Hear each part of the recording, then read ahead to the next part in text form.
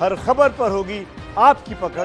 Download कीजिए ABP live app. परिवहन मंत्रालय की ओर से सभी वाहन चालकों को बताना चाहूंगी कि अगर उन्हें अंतर्राज्यीय आवाजाही में कोई भी समस्या आती है तो वे टोल फ्री नंबर 1930 पर कॉल कर सकते हैं। अगर वे नेशनल हाईवे पर है तो वे NHAI के हेल्पलाइन नंबर 1033 पर सहायता के लिए कॉल कर सकते हैं। पुलिस और सिक्योरिटी फोर्सेस में बढ़ते संक्रमण को देखते हुए गृह मंत्रालय ने bureau of police research and development और स्वास्थ्य मंत्रालय का परामर्श लेते हुए सभी स्टेट्स और यूटीज को और सभी सेंट्रल आर्म्ड पुलिस फोर्सेस को एडवाइजरी जारी की है। इसमें उनका ध्यान फिर से स्वास्थ्य मंत्रालय के विभिन्न दिशा निर्देशों की तरफ आकृष्ट किया है कि कार्य करते समय और कार्यस्थलों में कोविड-19 से बचने के लिए उन्हें किस प्रकार की सावधानी बरतनी चाहिए।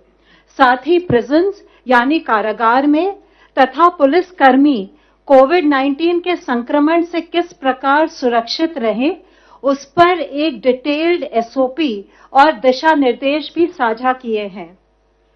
जैसा आप लोगों को पता है, केंद्रीय गृह मंत्रालय ने 1 मई 2020 को आपदा प्रबंधन अधिनियम 2005 के तहत 4 मई 2020 से लॉकडाउन को 2 सप्ताह और बढ़ाने का आदेश नए दिशा निर्देशों के साथ जारी किया है।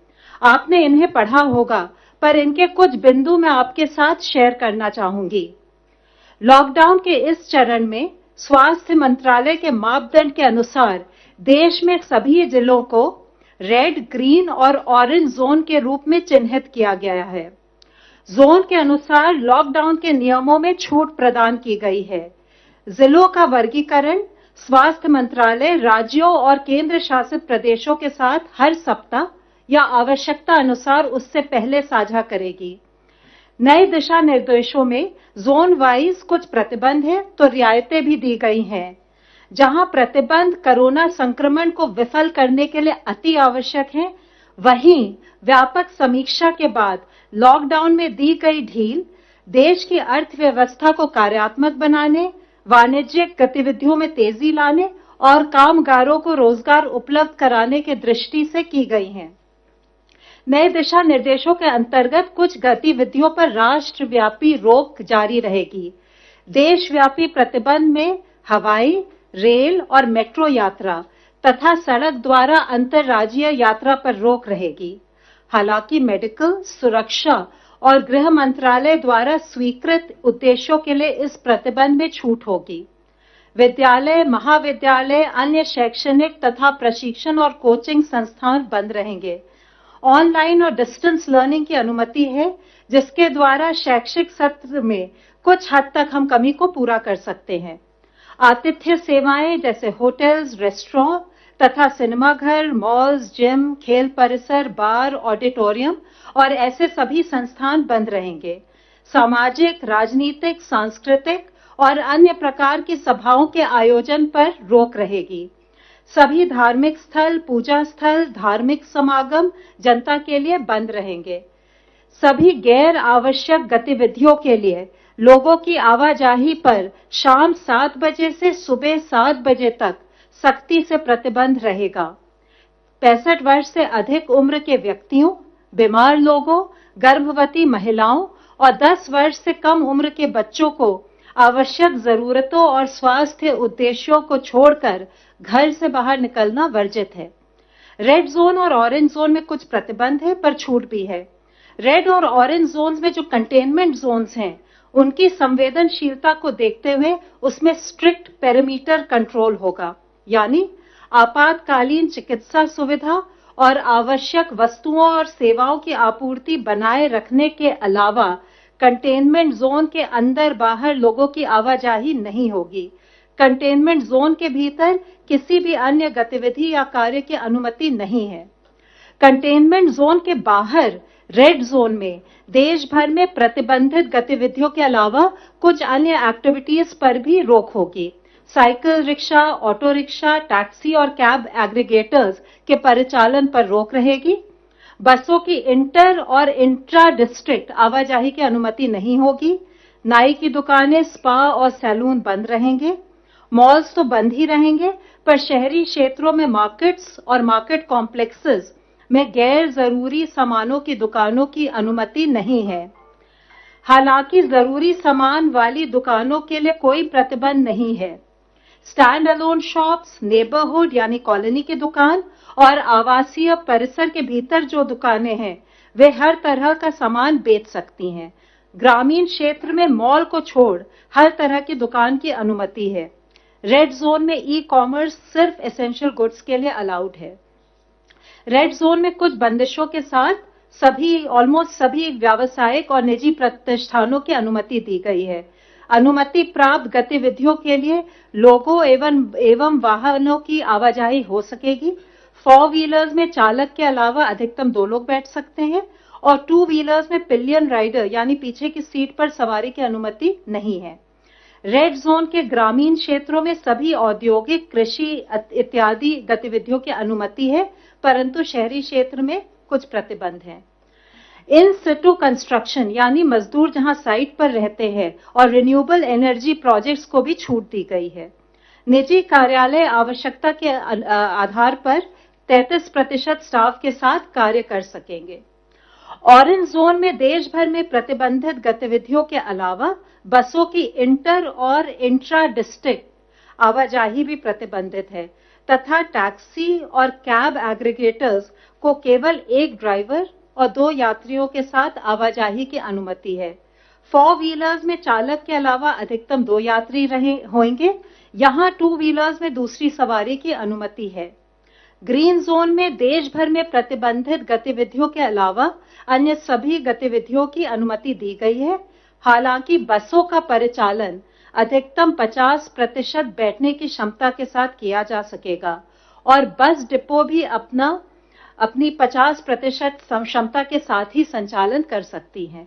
मैं आपके माध्यम से एक बार फिर लोकहित में लॉकडाउन को सफल बनाने के लिए और कोविड-19 की चेन तोड़ने के लिए सभी जो हमारे राष्ट्रीय निर्देश है, उनका सार्वजनिक स्थानों पर और कार्यस्थलों पर अनुपालन करने का अनुरोध करती हूं। धन्यवाद। Health ministry representative please. अब तक टोटल 11,706 लोग क्योर हो चुके हैं और अगर हम पिछले 24 घंटे में देखें तो 1,074 people have been cured. It is such a positive news that this is the highest number in terms of cured patient noted till date. और इसके साथ ही हमारा रिकवरी रेट अब देखें तो है बढ़कर 27.52% हो चुका है। पिछले 24 घंटे में भारत में अगर कोविड-19 के कंफर्म केसेस की संख्या देखें तो 2,553 केसेस बढ़े हैं, जिसके कारण की कुल कंफर्म संख्या अब 42,533 हो चुकी है। Total active cases under medical supervision की संख्या 29,453 है। अगर हम सभी अपने क्लोज केसेस को डेटा के बेसिस पर एनालिसिस करें और एक आउटकम रेशियो कैलकुलेट करें, आउटकम रेशियो मींस कि जो हमारे केसेस क्लोज हो चुके हैं उनका आउटकम यानी कि क्या वो रिकवर हुए हैं या डेथ रिपोर्ट हुई है, उसके टर्म्स में मेजर करते हैं। यह हॉस्पिटल में क्लिनिकल मैनेजमेंट के स्टेटस को इंडिकेट करती है। तो इससे पहले हम लोगों ने 17 अप्रैल में जैसे बातचीत की थी तो पाया था कि देश में आउटकम रेशियो 80:20 नोट की गई थी और उसके कंपैरिजन में अगर हम आज का डेटा देखें तो पाते हैं कि हमारी आउटकम रेशियो बढ़कर 90:20 नोट की गई है, जो कि 17 अप्रैल के डेटा से इंप्रूवमेंट के रूप में हम देख सकते हैं। ये वैसे तो जैसे हम हमेशा बात करते हैं कि देश के लिए हर एक डेथ कंसर्न का विषय है, इसीलिए जरूरी है कि हम कोविड के ट्रीटमेंट की डीपर अंडरस्टैंडिंग डेवलप करें, फोकस करें कि हम अपने इस आउटकम को और बेहतर कैसे बना सकते हैं। आज जैसे कि लॉकडाउन हमारे देश के कुछ हिस्सों में स्टैगर्ड मैनर में ईज हो रहा है, तब हमारे लिए जरूरी है कि हम ये इंश्योर करें कि रिगरस कंटेनमेंट मेजर्स वहां लिए जहां पर कि केस पाए गए हैं। हम ये इंश्योर करें कि जितने भी हमारे केस हैं उसका इफेक्टिव क्लिनिकल मैनेजमेंट हो और साथ ही हम इन्फेक्शन प्रिवेंशन और कंट्रोल पर भी अपना फोकस रखें। ऐसे पैंडेमिक्स में इससे पहले भी हिस्टोरिकली यह नोट किया गया है कि अगर सोशल डिस्टेंसिंग का रिलैक्सेशन यानी कि जब हम सोशल मोबिलिटी अलाउ करते हैं उस समय पर सही ढंग से पालन ना हो और रेस्ट्रिक्शन को सही ढंग से इस्तेमाल ना किया जाए तो सडनली डिजीज ट्रांसमिशन रेट फिर से इंक्रीज हो सकता है। इसलिए लॉकडाउन के बेनिफिट्स को बनाए रखने के लिए हमें सबको मिलकर यह इंश्योर करना होगा कि हम सब अपनी सोशल रेस्पॉन्सिबिलिटी को समझें और लॉकडाउन ईज होने के समय पर भी सभी प्रोटोकॉल्स और गाइडलाइंस का डिलीजेंटली पालन करें। There is a very fine line, complacent होंगे तो फिर से केसेस की संख्या बढ़ सकती है। दूसरी ओर जिन जिले में केसेस अभी तक रिपोर्ट नहीं हुए हैं वहां पर अगर केस आएंगे तो वहां पर फिर से रेस्ट्रिक्शन लागू की जा सकती हैं। हम एक नए नॉर्मल में ट्रांजिशन कर रहे हैं।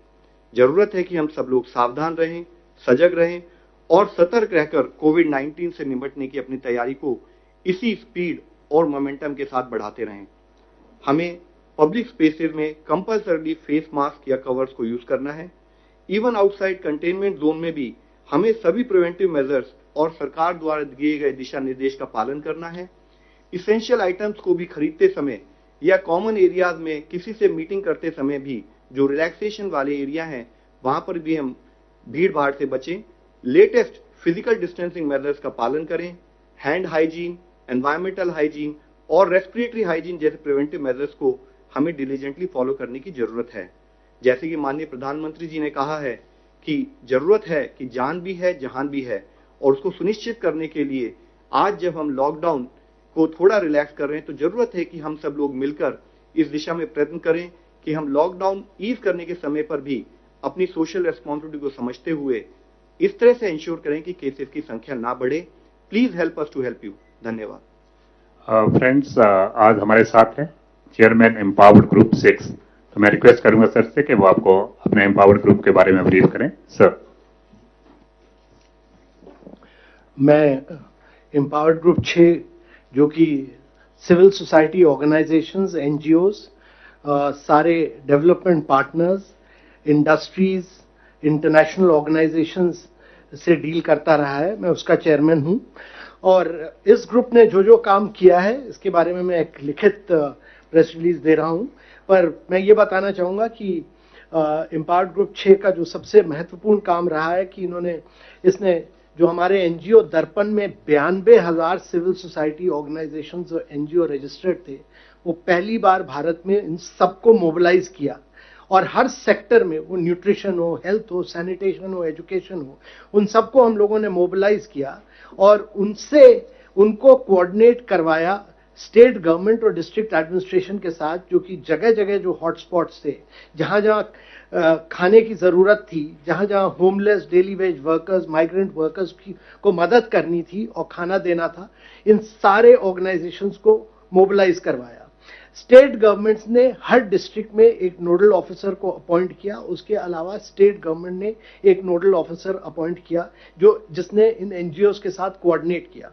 इन एनजीओज के लिए एक स्पेशल ऑर्डर इशू कराया गया जिससे कि वो अनलिमिटेड क्वांटिटी जितना चाहें वो फूड कॉर्पोरेशन ऑफ इंडिया से चावल और गेहूं ले सकते थे। 22 रुपए सब्सिडाइज रेट पे, 22 रुपए और 21 रुपए पे, जिससे कि भारत में कोई भी मनुष्य, कोई भी व्यक्ति भूखा ना रहे। और इसलिए सारे एनजीओज ने मिलकर इसमें सहायता की। इसके अलावा डिस्ट्रिक्ट एडमिनिस्ट्रेशन को भी मोबिलाइज किया गया कि इन सारे एनजीओज के साथ मिलके वो काम करें। कम्युनिटी किचन्स में एक अवेयरनेस क्रिएट करें, हाइजीन, सोशल डिस्टेंसिंग की, जहां जहां मदद चाहिए थी होमलेस के लिए, डेली वेज वर्कर्स के लिए, जहां जहां इन लोग के लिए कैंप्स बनाने थे, हेल्थ कैंप्स बनाने थे, रहने के कैंप्स बनाने थे, जहां जहां इन लोगों को एजेड लोगों को और डिसेबिलिटीज वाले व्यक्तियों की मदद करनी थी, उन सब की मदद की। और लगातार हम लोग इनके साथ करीब 10 या 12 मीटिंग्स हुई, जिसमें जो जो दिक्कतें आई उन सबको हम लोग सॉल्व करते गए। और इन एनजीओज ने बड़ा ही सराहनीय काम किया है। और अब अगले फेज में जब हम जा रहे हैं तो इन्हीं सिविल सोसाइटी ऑर्गेनाइजेशंस और एनजीओज को हम उपयोग करेंगे कि सीनियर सिटीजन्स और एल्डरलीज की कैसे मदद करनी है, उनको कैसे प्रोटेक्ट करना है और स्टिग्मेटाइजेशन के खिलाफ कैसे काम करें। अभी कुछ ही दिन पहले हम लोगों ने एनजीओज के साथ एक इंटरैक्शन किया था जिसमें हेल्थ सेक्रेटरी थे और हेल्थ सेक्रेटरी ने उनके साथ इंटरैक्ट किया, और उसके बाद एक और इंटरैक्शन हुआ जिसमें हेल्थ मिनिस्टर ने उनके साथ इंटरैक्शन किया। इसके अलावा मैं आपको बताना चाहूंगा कि एस्पिरेशनल डिस्ट्रिक्ट प्रोग्राम, जिसमें भारत की 112 सबसे बैकवर्ड जिनको हम एस्पिरेशनल डिस्ट्रिक्ट कहते हैं, वहां पर हम लोगों ने काम किया सारे कलेक्टर्स के साथ मिलकर। अभी तक 112 डिस्ट्रिक्ट में केवल 610 केसेस हुए हैं, जो कि भारत के 2% से का नेशनल लेवल इन्फेक्शन का 2% केवल है, और 112 डिस्ट्रिक्ट जिसमें करीब 22% भारत की जनसंख्या है रहती है, वहां केवल 2% केसेस रहे हैं। तो ये एस्पिरेशनल डिस्ट्रिक्ट में बहुत कमाल का काम हुआ है, और केवल कुछ डिस्ट्रिक्ट्स ऐसे हैं जैसे बारामूला, नूह, रांची, वायएसआर, कुपवारा और जैसलमेर, जहां कि 30 से ज्यादा केसेस हैं, बाकी जगह बहुत कम केसेस हैं। इन सब डिस्ट्रिक्ट्स में बहुत बड़ा मोबिलाइजेशन हुआ, टेस्टिंग किट्स का, पीपीईज का, कोविड हॉस्पिटल्स का, कुक्ड फूड्स का, एसएचजीज ने मास्क बनाए और कई बहुत अच्छा काम किया गया। इसके अलावा हमने एक बहुत बड़ा मूवमेंट पीरामल फाउंडेशन के साथ मूव किया है, जो है सुरक्षित दादा दादी और नाना नानी अभियान, और ये अब हम इंप्लीमेंट कर रहे हैं जिससे कि सेंसिटाइज करें लोगों को प्रिवेंटिव मेजर्स में और बिहेवियरल चेंज में। और Bill and Melinda Gates Foundation के साथ मिलकर इस ग्रुप ने एक और काम किया कि फ्रंटलाइन वर्कर्स वगैरह को मोबिलाइज करने के लिए एक क्रिएटिव कंटेंट बनाने के लिए indiafightscovid.com, जो कि पब्लिक डोमेन में है, आप सब लोग डाउन कर सकते हैं, indiafightscovid.com, उसमें एक कम्युनिकेशन स्ट्रैटेजी बनाई, क्योंकि भारत की जनसंख्या को कम्युनिकेट करने के लिए स्ट्रैटेजी बनी। इसके अलावा मैं बताना चाहूंगा कि हम लोगों ने इंटरनेशनल ऑर्गेनाइजेशंस को भी मोबिलाइज किया, जिसमें WHO, UNICEF, UNFPA, UNDP, ILO, UN women, UN habitat, FAO, world bank, Asian development bank थे। इन लोगों ने काम किया स्किल बिल्डिंग में, जिसमें 15,300 ट्रेनर्स को ट्रेनिंग दी, सर्वेलेंस हेल्थ ऑफिसर्स को बहुत ट्रेनिंग दी गई, और इन लोगों ने प्रोक्योरमेंट में काम किया, 2 लाख PPPs दिए और 4 लाख N95 मास्क भी इन्होंने WHO, यूनिसेफ ने मोबिलाइज किए। UNDP के थ्रू हमने फर्दर ऑर्डर किया है भी 10,000 वेंटिलेटर्स और 10 मिलियन PPE किट्स, जो यूनिसेफ भारत सरकार को देगा। इसके अलावा मैं बताना चाहूंगा कि रेड क्रॉस सोसाइटी को हर डिस्ट्रिक्ट में मोबिलाइज किया गया, और रेड क्रॉस सोसाइटी ने अपने 40,000 वॉलंटियर्स को डिस्ट्रिक्ट एडमिनिस्ट्रेशन, करीब 500 डिस्ट्रिक्ट्स में उन्होंने मिलकर डिस्ट्रिक्ट एडमिनिस्ट्रेशन के साथ काम किया, और उन्होंने जगह जगह पर जा जाके quarantine, isolation facilities, donation of ventilators, mask, PPE, test kits में बहुत बड़ा काम किया। मैं ये बताना चाहूंगा कि हम लोगों ने प्राइवेट सेक्टर के साथ भी पब्लिक गुड के लिए काम किया, और जिसमें कि बहुत बड़ा रोल रहा है प्राइवेट सेक्टर का इस सब मूवमेंट में। और प्राइवेट हेल्थ केयर के साथ हम मिलकर हमने CII, FICCI, NASSCOM और सबने क्या क्या काम किया, मैंने बड़े विस्तृत रूप से लिखकर बताया है कि हर एक ऑर्गेनाइजेशन ने क्या क्या काम किया, किसने काम हाइजीन के क्षेत्र में किया, किसने खाने के काम में किया, किसने रिसर्च फंडिंग में काम किया, सारा मैंने लिखकर दिया, इसलिए मैं दोबारा दोहराना नहीं चाहूंगा।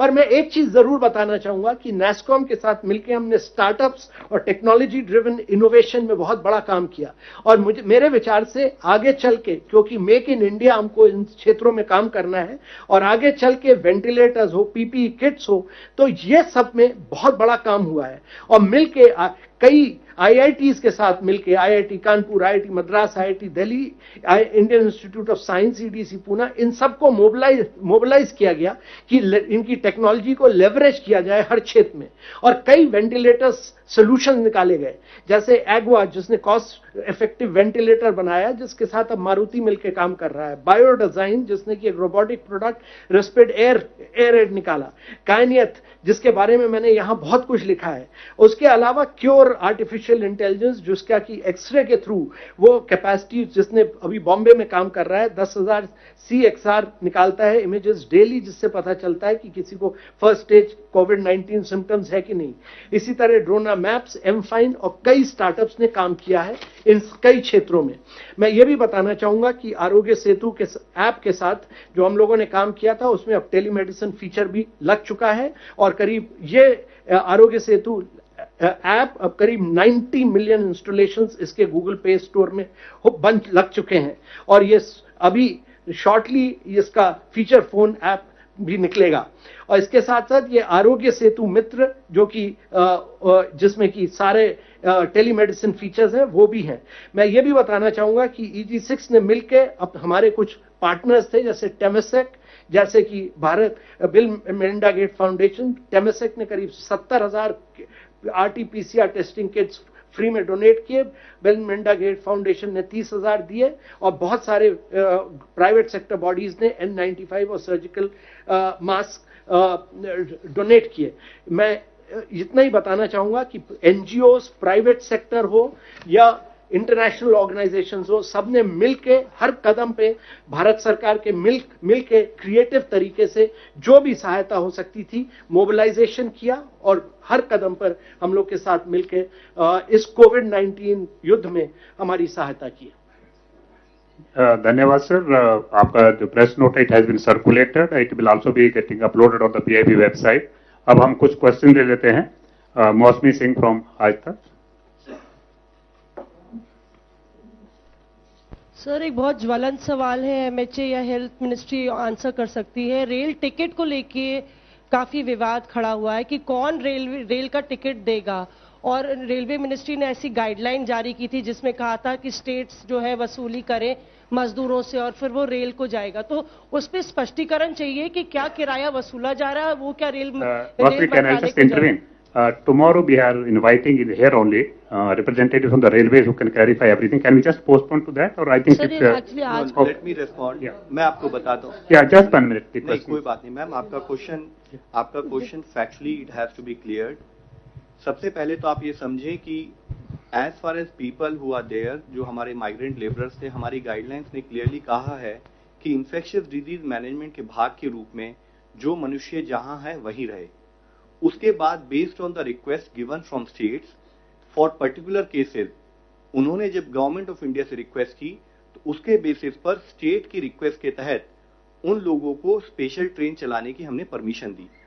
जैसे कि आपने कहा है, गवर्नमेंट ऑफ इंडिया हो या रेलवेज हो, किसी भी कोशिश में हमने कभी भी कोई भी वर्कर से चार्ज करने की बात नहीं की है। हमने 85% जो पूरी ट्रांसपोर्टेशन का कॉस्ट बियर किया जाता है, वह 85% जो है वो रेलवेज बियर करती हैं, 15% स्टेट को बियर करना है। और उसी प्रोसेस और बेस्ड ऑन स्टेट्स रिक्वेस्ट जो ये प्रोसेस शुरू हुआ है कि जो कुछ लिमिटेड पैसेंजर, जो स्टैंडर्ड पैसेंजर्स हैं, माइग्रेंट लेबरर्स हैं, जिनको लिमिटेड लोगों को लेके जाना है for some very particular reason, उसको स्टेट गवर्नमेंट उसी तहत में कोऑर्डिनेट भी कर रही है, except for 1 or 2 states. Mister Amir, News nation.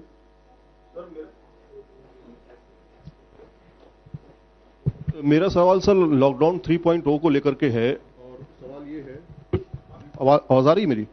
सवाल ये है कि सर कि ये जो ढील दी गई है, इससे पहले WHO ने भी कहा था कि अगर बहुत ज्यादा ढील दी जाएगी तो ये मामले और बढ़ सकते हैं, मतलब डबल भी हो सकते हैं। तो क्या आपको लगता है कि अगर ये ढील दी गई है तो अगर नॉर्म्स को फॉलो नहीं किया जाता है, जैसा कि आज देखा गया कि शराब की दुकानों में बहुत ज्यादा भीड़ देखने को मिली, सुबह से दुकानें जब खुली थी तो बहुत भीड़ देखने को मिली थी, तो क्या आपको लगता है क्या इस पर हो सकता है? सर, जैसे इससे पहले भी हम लोगों ने आपको भी बताया है कि पहली बात तो इसको मैं दूसरे ढंग से कहना चाहूंगी, लॉकडाउन 3.0 ना बोलते हुए इसे ईजिंग आउट पॉइंट नंबर 2 बोल सकते हैं आप। क्योंकि जैसे हम लोग प्रोसेस करते जा रहे हैं कि माननीय प्रधानमंत्री जी जैसे कहा था कि इट इज अबाउट जान भी जहान भी, तो कैसे हम अपने सिस्टम्स को रिवाइव करते हुए इस डिजीज को मैनेज करें, कैसे कम्युनिटी ओनरशिप को एज ए प्रोसेस के रूप में लाके आगे बढ़ाते हुए, जिसमें कि कम्युनिटी अपने बिहेवियरल चेंज पर फोकस करे, social distancing, physical distancing as a norm अपनी लाइफ में लाए, और साथ ही गवर्नमेंट की तरफ से कंटेनमेंट एफर्ट्स पर हमारे उसी तरीके से, उसी स्ट्रेंथ के साथ हम काम करते रहें। ये हमारा प्रोसेस है। और उसी के तहत जब आज हम ईजिंग आउट कर रहे हैं, जो स्टैगर्ड वे में रेड, ऑरेंज या ग्रीन जोन में जो हमने रिलैक्सेशन की बात की है, आपके द्वारा हम फिर कम्युनिटी से रिक्वेस्ट करना चाहेंगे कि this is a process where everyone is a stakeholder, everyone has to take his and her ownership in terms of managing the situation। आज हम सबको समझने की बहुत जरूरत है कि कोई भी अगर यंग आदमी भी सोचता है कि चलो मैं बाहर जाऊंगा, मैं फिजिकल डिस्टेंसिंग मेंटेन नहीं करूंगा क्योंकि मैं यंग हूं, शायद मुझे इन्फेक्शन ना हो, तो उसको ये समझना होगा कि उसके घर में अगर उसके बच्चे हैं या उसके घर के एल्डरली हैं, उसके आस पड़ोस के एल्डरली हैं, उनके प्रोटेक्शन के लिए उसको अपनी सोशल कमिटमेंट, अपनी सोशल रिस्पॉन्सिबिलिटी के साथ एक प्रोसेस के रूप में अपने जीवन में ढालना पड़ेगा। और यही रिक्वेस्ट हम फिर से बार बार आपसे करते हैं और आपके द्वारा कम्युनिटी से रिक्वेस्ट करते हैं कि हमें सबको मिलकर इस लड़ाई को लेना है। ऑनलाइन क्वेश्चन है, देश में लॉकडाउन के बाद भी लगातार संक्रमण के मामले बढ़ते जा रहे हैं। पिछले 3 दिनों में 2000 से अधिक मामले प्रतिदिन आ रहे हैं। क्या स्वास्थ्य मंत्रालय या आईसीएमआर इसके पीछे कोई और वजह जानते हैं कि क्या मानते हैं इसके बारे में? Sir, it is very critical to understand कि how does the infectious disease spread. It is always like a geometric progression. और उसके होते हुए भी लॉकडाउन समझें, फिजिकल डिस्टेंसिंग का प्रमोशन एक लाइफ का पार्ट समझें, या साथ में कंटेनमेंट एफर्ट्स, इन सब के कॉम्बिनेशन में अगर आप देखें तो लॉकडाउन से पहले जब हमारे यहां देश का डबलिंग रेट 3.4 था, आज वे बढ़कर 12 दिन हो गया है। तो हम ये देख रहे हैं कि lockdown as well as containment efforts done by government is yielding its result. But हमारा पैरेलल चैलेंज आज ये है कि इस रिजल्ट को हम इससे बेहतर कैसे बनाएं।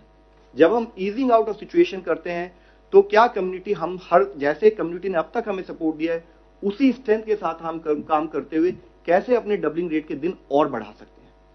Mister Piyush Pandey, TV9 वार्डवर।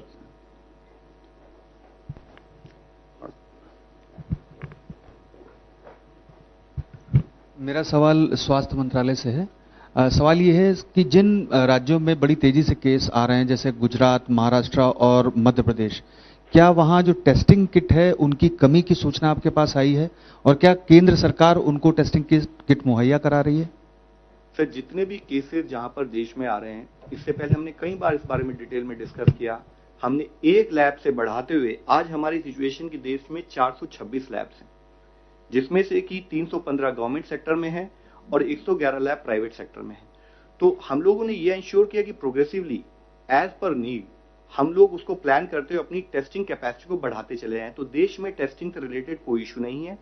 दूसरी इससे लिंक बात मैं आपके लोगों की नॉलेज में लाना चाहूंगा कि अगर आप देखें तो 1 तारीख को देश में 74,507 टेस्ट हुए और कल का भी अगर आप डेटा देखें तो 57,474 टेस्ट देश में हुए हैं। तो देश में टेस्टिंग कैपेसिटी बढ़ती जा रही है। देश में as per the sampling criteria testing के नंबर भी बढ़ते जा रहे हैं और हम हर तरह से इंश्योर कर रहे हैं कि जहां पर भी हमारे केसेस ज्यादा आए, हम उन केसेस को स्टेट्स के साथ कोऑर्डिनेट करते हुए कैसे कंटेनमेंट जोन बनाएं और उन केसेस को कंट्रोल करें।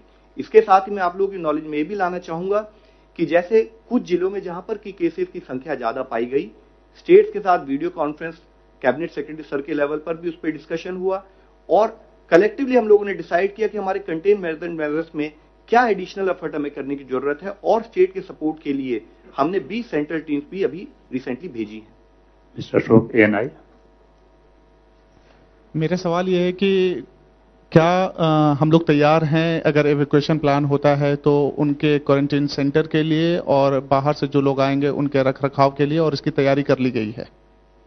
सर, अभी इसके ऊपर डिस्कशन चल रहा है। अगर कभी भी ये डिसीजन लिया जाएगा तो मिनिस्ट्री ऑफ एक्सटर्नल अफेयर्स आपको डिटेल में ब्रीफ कर सकते हैं। बट शॉर्ट में मैं आप लोगों की नॉलेज में लाऊंगा कि अगर कोई भी डिसीजन होता है तो वो एक स्टैंडर्ड SOP के तहत होगा और उसके तहत ही कार्य किया जाएगा। Mister पेरीमल, NDTV। सर, मेरा सवाल ये है कि कल एक खबर आई कि पीक जो है केसेस का वो मई के एंड या जून के शुरू में आएगा। क्या आप लोगों की जानकारी में है कि इस तरह का पीक उस वक्त आएगा? और दूसरी नंबर चीज ये कि क्या कर्व फ्लैटन हो रहा है? Sir, question of peak is link to how we collectively operate. अगर हम लोग जैसे कि अगर आपने देखें लॉकडाउन के समय में भी और अदरवाइज कंटेनमेंट एक्टिविटीज के थ्रू कैसे हम केसेस की संख्या को रिलेटिवली कंट्रोल करते हुए आ रहे हैं, तो अगर आप इसको एज ए कर्व देखें तो the curve is relatively flat as of now. और साथ में पीक कब आएगी, I think it is actually not the right way of looking at the whole situation. What is relevant is कि जब हमें पता है कि किस तरीके से हम डिजीज को प्रिवेंट कर सकते हैं, अपने आप को बचा सकते हैं, तो अगर हम कलेक्टिवली मिलकर उस दिशा में कार्य करेंगे तो पीक शायद कभी ना आए। और अगर हम कहीं पर भी फेल होते हैं तो उसी टाइम पर हम एक स्पाइक को ऑब्जर्व करेंगे। Mister Nido, Dainik Jagran. आप कहते हैं कि राज्यों का सहयोग जरूरी है कोई लड़ाई में, लेकिन पश्चिम बंगाल से जो इंटरनेशनल टीम गई थी, उनकी जो चिट्ठी गई है वहां पे वो सामने आई है, उसमें वो लगातार कह रहे हैं कि जो केसेस बता रहे हैं वो सेंट्रल गवर्नमेंट को, वो गलत आंकड़े दे रहे हैं। वहां जो मौत के जो रजिस्टर हो रहा है जो बता रहे हैं वो भी गलत दे रहे हैं। तो अगर कोई स्टेट इस ढंग से सहयोग नहीं कर रहा और गलत आंकड़े दे रहा है तो फिर कैसे आप उसको कंट्रोल कर पाएंगे? सर, पूरे एफर्ट में अगर आप देखें कलेक्टिवली जो भी आज तक देश का ओवरऑल स्टेटस रहा है, वह स्टेटस आपको ये मान के चलना पड़ेगा कि effectively it is states which take ownership and deliver. तो मैं ये आपकी बात को उस सेंस में कहना चाहूंगा कि आज भी हम जो डिलीवर कर रहे हैं वो स्टेट के साथ मिलकर ही कर रहे हैं। Yes, last question from please. My question is Mr. Abhinab Kant. See, when MHA is issuing some guidelines, we see some states tightening those guidelines. For example, in Kerala, the liquor shops are not allowed to work. And then what about your plans to revive or reopen the economy that way? And what is Niti Aayog's assessment of the state of the economy as of today? See, under the guidelines, it is very clear that Ministry of Home Affairs has very clearly stated that these are the guidelines for the country and beyond which the states can further tighten it up depending on the situation on ground. They can, because in a federal structure, they are fully aware of the scenario on ground, district by district by district, they are fully aware. And therefore, it is left to the state governments to decide what more they can do beyond the guidelines issued by the Ministry of Home Affairs.